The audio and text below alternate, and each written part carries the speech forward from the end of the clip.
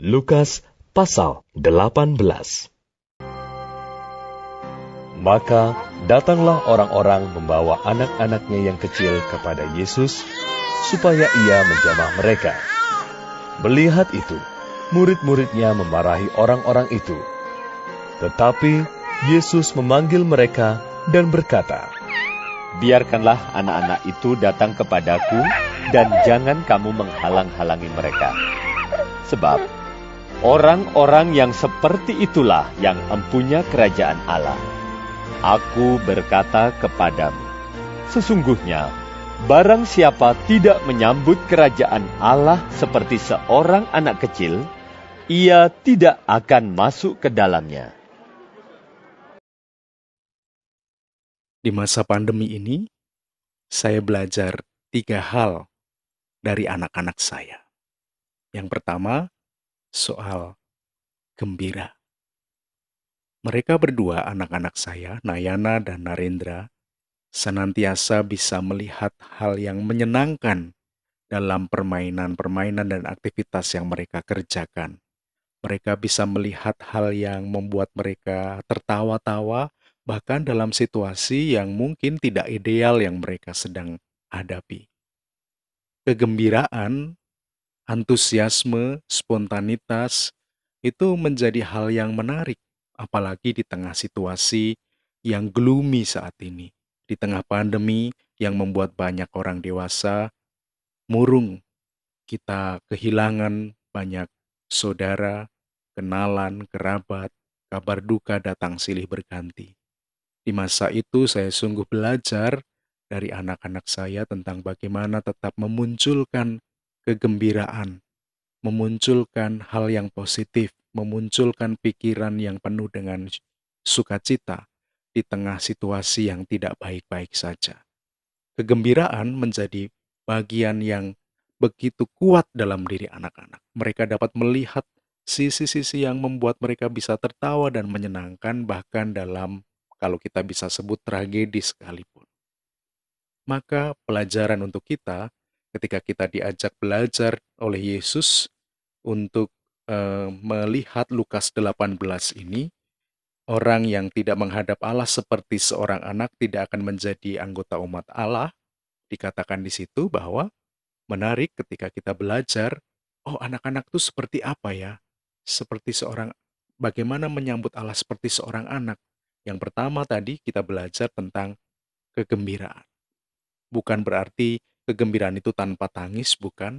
Tetapi mampu tetap melihat sisi yang positif, tetap melihat sisi yang menyenangkan, tetap melihat sisi yang membangun di tengah situasi yang tidak sedang baik-baik saja. Itu saya pelajari dari anak-anak saya. Yang kedua, saudara, anak-anak adalah pribadi-pribadi yang ringan hati. Piye maksudnya ringan hati? Ringan hati itu adalah mereka mudah mengampuni kesalahan. Mereka tidak menyimpan dendam berlama-lama, berlarut-larut, sakit hati berlama-lama, berlarut-larut, dongkol berlama-lama, berlarut-larut, kecewa berlama-lama, berlarut-larut. Tidak. Mereka memproses dengan cepat.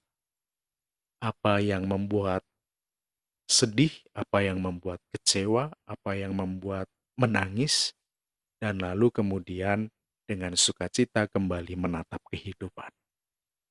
Di masa pandemi ini, kita belajar juga untuk hidup bukan hanya riang gembira, tapi juga punya hati yang ringan. Yang kalau kita punya persoalan, punya konflik, punya pergumulan dengan sesama, ayo kita terus belajar untuk dengan ringan hati mengampuni, memaafkan, tidak menyimpan dendam berlama-lama, bahkan mendoakan mereka yang mungkin belum berdamai dengan kita. Karena itu justru yang dikehendaki Tuhan sebagai warga kerajaan Allah. Yang ketiga, anak-anak itu adalah pribadi yang rajin. Itu untuk mengganti kata aktif, gitu ya. Rajin, aktif kan sama ya, melakukan sesuatu dengan terus-menerus, dengan antusias yang tinggi. Mereka tidak malas, mereka aktif, berusaha, pantang menyerah, mau berlatih dan melakukan sesuatu bahkan berulang-ulang dengan menyenangkan untuk mereka. Jadi saudara, di tengah situasi yang mungkin untuk kita membosankan, untuk kita penuh tantangan, untuk kita banyak hal yang membuat kita kemudian sedih, kecewa, dan khawatir, kita justru dipanggil untuk tetap rajin, untuk tetap melakukan berulang kali bagian-bagian pelayanan kita, komitmen kita, pekerjaan kita, dengan double-double semangat, double-double komitmen, double-double pengharapan bahwa kita senantiasa disertai Tuhan. Siapakah yang dinyatakan oleh Yesus yang akan menjadi anggota kerajaan Allah? Yaitu mereka, saudara-saudara dan saya, kiranya yang juga akan masuk ke dalamnya ketika kita memiliki sikap seperti anak menyambut Allah. Hidup dengan riang gembira, mampu melihat hal yang konstruktif dan positif di tengah kesulitan, mampu untuk juga hidup dengan ringan hati, berani memilih untuk memaafkan kesalahan, dan mampu untuk terus bersikap rajin di tengah situasi yang membuat kita mungkin agak malas atau mungkin gloomy atau mungkin sedang kurang antusias. Firman Tuhan ini kiranya memberkati kita menjadi pribadi-pribadi yang riang gembira, yang juga ringan hati, dan rajin melakukan tanggung jawab dan komitmen hidup kita. Tuhan beserta kita semua. Amin.